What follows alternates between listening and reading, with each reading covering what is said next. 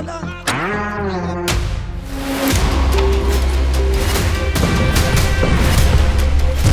जब तक हमास हथियार नहीं डालता, इजराइल बम बरसाता रहेगा, इजराइल मिसाइलों से मारता रहेगा।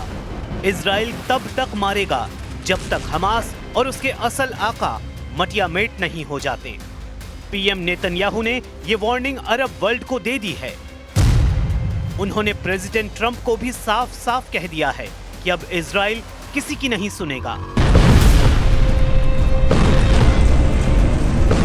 इजराइल किसी का गुलाम नहीं। इजराइल एक एक मौत का बदला दुश्मनों की बर्बादी से लेने लगा है। पीएम नेतन्याहू ने बताया है कि 13 अक्टूबर से अब तक इजराइल ने गाजा पर 153 टन बारूद बरसा दिया है। आने वाले दिनों में आसमानी हमले और भयानक होंगे। हैरानी की बात यह है कि इजराइल ने तूफानी हमलों का दौर तब शुरू किया जब अमेरिका के उपराष्ट्रपति जेडी वेंस तेल अवीव के दौरे पर थे।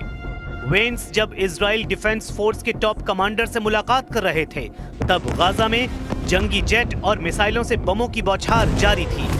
हालांकि वेंस ने पीएम नेतन्याहू से मुलाकात के बाद बयान दिया है कि अमेरिका हमास को हथियार छोड़ने के लिए मनाने की कोशिश कर रहा है, मगर ये काम बहुत मुश्किल है। We have a very tough task ahead of us, which is to disarm Hamas but rebuild Gaza to make life better for the people in Gaza, but also to ensure that Hamas is no longer a threat to our friends in Israel. Hamas ने पहले ही साफ कर दिया है कि वो किसी भी कीमत पर हथियार नहीं छोड़ने वाला। हमास का तर्क है कि पहले इजराइल अपने एटमी हथियारों को खत्म करे, इसलिए युद्ध विराम के बाद भी इजराइल ताबड़तोड़ प्रहार कर रहा है। पीएम नेतन्याहू ने इजराइल संसद को बताया है कि गाजा में सैन्य अभियान खत्म नहीं हुआ है। प्राइम मिनिस्टर नेतन्याहू ने वेस्ट बैंक को इजराइल में मिलाने का बिल भी संसद में पेश कर दिया है, जिस पर अमेरिका की तरफ से सख्त बयान आया है। अमेरिका के विदेश मंत्री मार्क रूबियो ने कहा है कि वेस्ट बैंक पर बिल युद्ध समझौते के लिए बड़ा खतरा है। इससे अरब देशों का मूड खराब हो सकता है। What do you make of the Israeli parliament moving forward on potential annexation of the West Bank? Right as well, that's a vote in there. Yeah, that's a vote in the Knesset. But obviously, I think the president's made clear that's not something we'd be supportive of right now, and we think it's even threatening to the peace deal. So, they're a democracy; they're going to have their votes. People are going to take these positions, but at this time, it's something that we think it might be counterproductive. हालांकि PM Netanyahu ने जवाब में कहा कि वो Israel की सुरक्षा के लिए जो भी मुमकिन है वो कदम उठाएंगे।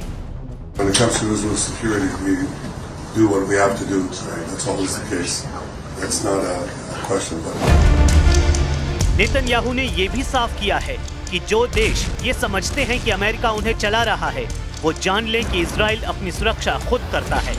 इसलिए ट्रंप की हर बात में दखल अंदाजी को वो स्वीकार नहीं करने वाले।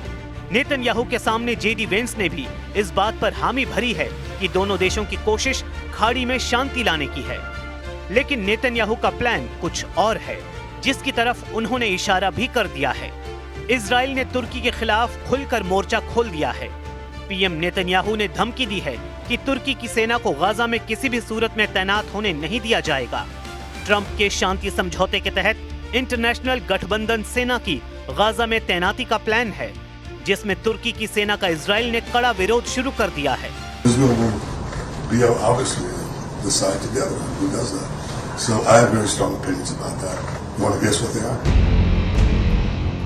तुर्की के राष्ट्रपति एर्दोआन ट्रंप के गाजा पीस डील में कितने अहम रोल में थे, इससे इन तस्वीरों से समझा जा सकता है। ट्रंप ने 8 मुस्लिम देशों के नेताओं से जब मुलाकात की थी, तब एर्दोआन उनके साथ बैठे थे। बाकी सभी नेताओं से ज्यादा अहमियत ट्रंप ने तुर्की के राष्ट्रपति को दी थी। यही नहीं, ट्रंप ने तुर्की को गाजा समझौते के बाद सबसे बड़ी जिम्मेदारी निभाने के लिए तैयार किया था। लेकिन नेतन्याहू को एर्दोआन फूटी आंख नहीं सुहाते हैं। इजराइल का मानना है कि तुर्की जैसा देश किसी का सगा नहीं। ये वही तुर्की है जिसने कतर पर हमले के बाद इजराइल के खिलाफ अरब अलायंस बनाकर नेतन्याहू को सबक सिखाने की धमकी दी थी। इजराइल और तुर्की में तकरार की असल वजह सीरिया है, जहां तुर्की के राष्ट्रपति ने अहमद अल शरा को अपना मोहरा बना रखा है।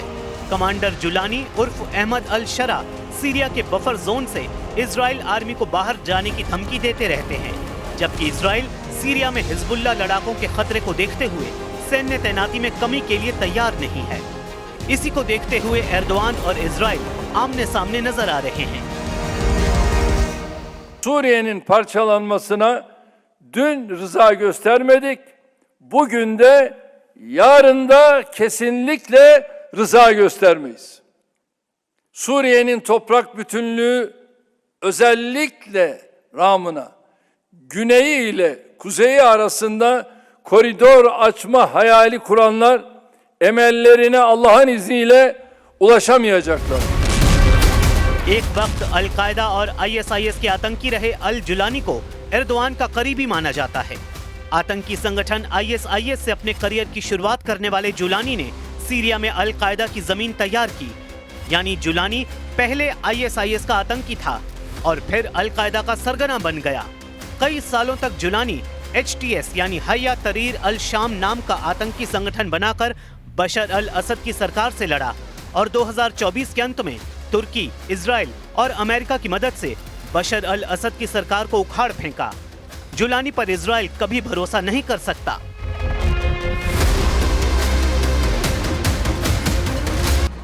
वैसे भी इजराइल की पॉलिसी क्लियर है, दुश्मन जहां है उसे वहीं दफना दो। दोहा में हमास का लीडर खलील अल हया है, जो फिलहाल इजराइल का सबसे बड़ा टारगेट है। नेतन्याहू खलील अल हया को जिंदा नहीं छोड़ने वाले, लेकिन अगर अब कतर पर हमला हुआ तो ऐसा युद्ध भड़केगा जिससे कई देश जलकर राख होंगे। कतर ने इजराइल के खिलाफ गोलबंदी शुरू कर रखी है। कतर ने अरब इस्लामी शिखर सम्मेलन की इमरजेंसी मीटिंग कॉल की थी। इजराइल से आर पार का फैसला स्वयंभू खलीफा एर्दोआन लेने के मूड में तब से हैं, क्योंकि इजराइल के सबसे बड़े टारगेट कोई और नहीं, तुर्की के राष्ट्रपति एर्दोआन हैं। इसलिए कतर पर हुए हमले के बाद तुर्की लगातार एक्शन में है। तुर्की की सेना के लड़ाकू विमानों ने दियारबाकिर और माल्टाया हवाई अड्डों से उड़ान भरी। एर्दोआन ने तुर्की की सभी सेनाओं को हमले के बाद से अलर्ट पर कर दिया था। तुर्की एयरफोर्स दिन रात जंगी जेट से हवाई इलाके में गश्त कर रही थी। तुर्की ने सीरिया और इराक सरहद पर सबसे ज्यादा निगरानी बढ़ाई थी।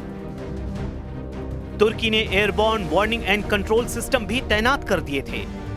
एर्दोआन को अच्छी तरह मालूम है कि नेतन्याहू का अगला हमला अंकारा पर हो सकता है, क्योंकि एर्दोआन ने हमास की लीडरशिप को तुर्की में शरण दे रखी है। एर्दोआन जानते हैं कि इजराइल हमास की फंडिंग नेटवर्क की बर्बादी का ऑपरेशन चला रहा है। एर्दोआन ने वक्त वक्त पर हमास लीडरशिप की रखवाली की है। हमास चीफ इस्माइल हानिया और सालेह अल अरौरी का तुर्की में आना जाना लगा रहता था। अमेरिका और इजराइल ने तुर्की के कई एनजीओ पर हमास की फंडिंग और मनी लॉन्ड्रिंग के आरोप भी लगा रखे हैं। खुद एर्दोआन ही इजराइल को तुर्की का सबसे बड़ा दुश्मन बताते रहते हैं। एर्दोआन इस बात को कह चुके हैं कि इजराइल एक दिन तुर्की से हिसाब लेगा, जिसका वक्त अब आता दिख रहा है। ये लड़ाई छिड़ी तो क्या होगा, खाड़ी देशों के खंडहरों को देखकर अंदाजा लगाया जा सकता है। इजराइल ने 28 अगस्त 2025 को यमन में हूथी लड़ाकों की पूरी लीडरशिप को ही खल्लास कर डाला था। तब भी नेतन्याहू ने युद्ध की लिमिट नहीं बताई, लेकिन अब साफ है कि इजराइल लड़ाका ग्रुप्स के असल आकाओं से हिसाब लेगा, जिसमें दो नाम सबसे आगे हैं, पहला तुर्की और दूसरा ईरान। אנחנו נלחמים בטרור, במשטר הטרור של החות'ים, באיראן שמגבה את כולם, בעזה, בלבנון, בחיזבאללה, בכל הגזרות. אנחנו לא מרפים וגם לא נרפה. אנחנו נעצים את הפעולות שלנו ואנחנו נשיג את כל המטרות שלנו. यमन की टॉप पॉलिटिकल लीडरशिप को खौफनाक अंदाज में खत्म किया गया। धमाके ऐसे हुए जिसमें किसी का भी बचना मुश्किल था। धमाके ऐसे जो गाजा में होने वाली खतरनाक बमबारी से भी भयानक थे। इन धमाकों के जरिए इजराइल ने यमन को बताने की कोशिश की थी कि अगली बार हमला करेंगे तो पूरा यमन मिटाकर रख दिया जाएगा। इसमें कोई शक नहीं कि इजराइल ने अपने दुश्मनों पर नजर रखने के लिए खुद को और ताकतवर बना लिया है।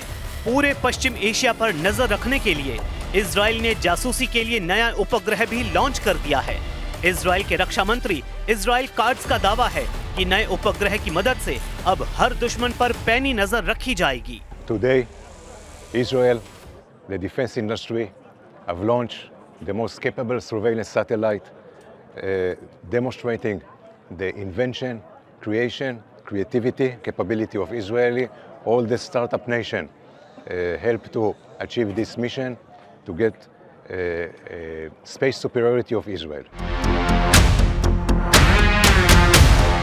अचानक इजराइल के सामने 4 बड़े फ्रंट एक्टिव हो गए हैं। पहला फ्रंट गाजा, जहां 100% कब्जा नेतन्याहू का अटल इरादा है। दूसरा फ्रंट यमन, जहां सना में इजरायली अटैक के बावजूद इजराइल पर बैलिस्टिक मिसाइल फायर की जा रही हैं। एक फ्रंट लेबनान है, जहां इजराइल चाहता है कि हिजबुल्लाह हथियार डाल दे, लेकिन हिजबुल्लाह का इरादा युद्ध का है। वो जानता है कि दक्षिण लेबनान में इजराइल का ग्राउंड ऑपरेशन फेल साबित हुआ है और नईम कासिम ने लेबनान की सरकार को अल्टीमेटम जारी कर दिया है। और सबसे बड़ा फ्रंट ईरान है। ईरान की लीडरशिप ने साफ कर दिया है कि युद्ध विराम का अब कोई मतलब नहीं रहा। इजराइल से तनाव बहुत ज्यादा बढ़ चुका है।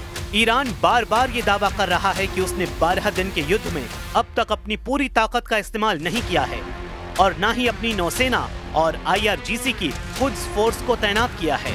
और अगर दोबारा युद्ध ईरान पर थोपा गया तो इसका नतीजा इजराइल की संपूर्ण तबाही होगा। ईरान के तेवर बता रहे हैं कि उसकी मिसाइल फिर तैयार है और ईरान पर फिर से हमला हुआ तो तेल अवीव और हाइफा बुरी तरह दहलेगा। ये वार्निंग ईरान से लगातार आ रही है। ईरान के बड़े बड़े जनरल लगातार इजराइल को वार्निंग दे रहे हैं। ईरान के सर्वोच्च नेता अली खामेनेई ने कहा है कि पूरी दुनिया को इजराइल से रिश्ते तोड़ लेने चाहिए, क्योंकि गाजा में जिस तरह की बमबारी हो रही है उसे बर्दाश्त नहीं किया जा सकता। بخصوص کشورهای اسلامی باید روابط بازرگانیشون رو به کلی قطع کنن با رژیم صهیونیست و حتی روابط سیاسی را هم قطع کنن، منزوی کنن. بیش از اون چیزی که امروز البته نظام خبیث صهیونی امروز منزوی ترین دولت دنیاست، در این شکی نیست. इसमें कोई शक नहीं कि इजराइल की एयरफोर्स फिर से सुपर एक्टिव मोड में है। इजराइल के एयरबेस पर लगातार काम चल रहा है। यह है अमेरिका से सप्लाई किया गया MK-84 बंकर बस्टर बम। इसी बम से इजराइल ने अब तक गाजा के कोने कोने को मिट्टी में मिलाया है और ईरान पर भी ऐसे ही बमों से हमले किए गए हैं। क्या ईरान फिर इसी तरह जलने लगेगा? क्या इजराइल ईरान में फिर ऐसे ही आग लगाने जा रहा है? क्या तेहरान समेत ईरान के शहरों में फिर से ऐसे ही धुआं उठेगा?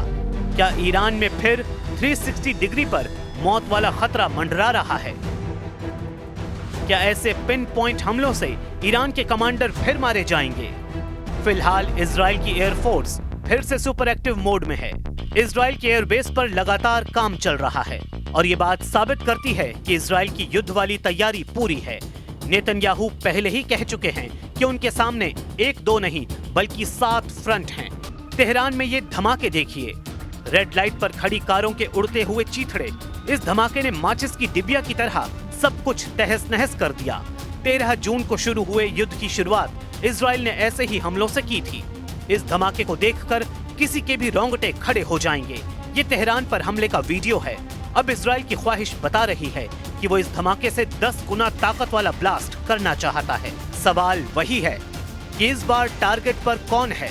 क्या ईरान के सर्वोच्च नेता अली खामेनेई हैं? पैच, क्या ईरान के राष्ट्रपति मसूद पेजेशकियान हैं? या फिर ईरान की मिलिट्री लीडरशिप है? ما دنبال جنگ نیستیم، ولی اگه بخوان تجاوز کنن با قدرت جلوشون میستیم. ما نمیخوایم به جنگیم، از روز اولم گفتیم، ولی از جنگم هراس نداریم. तेहरान में हमास चीफ इस्माइल हानिया के मर्डर और लेबनान में पेजर अटैक के बाद खामेनेई को एहसास हो गया था कि ऐसा हमला ईरान में फिर हो सकता है। इसलिए मोसाद की ट्रैकिंग से बचने के लिए ईरान में बहुत बड़ा अलर्ट जारी कर दिया गया। बड़े बड़े लीडर चाहे खुद मोबाइल और बाकी कम्युनिकेशन उपकरणों से तो दूर रहें, लेकिन मोसाद बहुत चालाक निकला। इजराइल की इस खुफिया एजेंसी ने ईरान की लीडरशिप को खत्म करने के लिए तमाम हाई प्रोफाइल लोगों के साथ चलने वाले या फिर उनके करीब रहने वाले बॉडीगार्ड और ड्राइवर या फिर अधिकारियों तक को मोसाद ट्रैक करता रहा। न्यूयॉर्क टाइम्स में छपी खबर में बताया गया है कि मोसाद लगातार ईरान के नेताओं, ईरान के कमांडरों और ईरान के परमाणु वैज्ञानिकों की लोकेशन ट्रैक कर रहा था। लेकिन इन सब की ट्रैकिंग इनके बॉडीगार्ड के फोन के जरिए की जा रही थी। इनके ड्राइवरों की फोन लोकेशन इस्तेमाल की जा रही थी और इसी ट्रैकिंग के जरिए मोसाद ने इजरायली वायुसेना को टारगेट लोकेशन भेजी, जिसके बाद ईरान को एक के बाद एक ऐसे झटके लगे जिसमें उसकी पूरी मिलिट्री लीडरशिप खत्म हो गई और पॉलिटिकल लीडर्स पर भी हमला हुआ। 12 दिन के युद्ध के दौरान इजराइल के हमलों में ईरान के करीब 1000 लोगों की जान गई। इनमें उसके कई सैन्य कमांडर और वैज्ञानिक शामिल थे। इजराइल दुश्मनों के साथ एक जैसा सलूक करता है, चाहे ईरान हो या तुर्की। बदला भयानक होगा, इजराइल का बदला ऐतिहासिक ही होगा।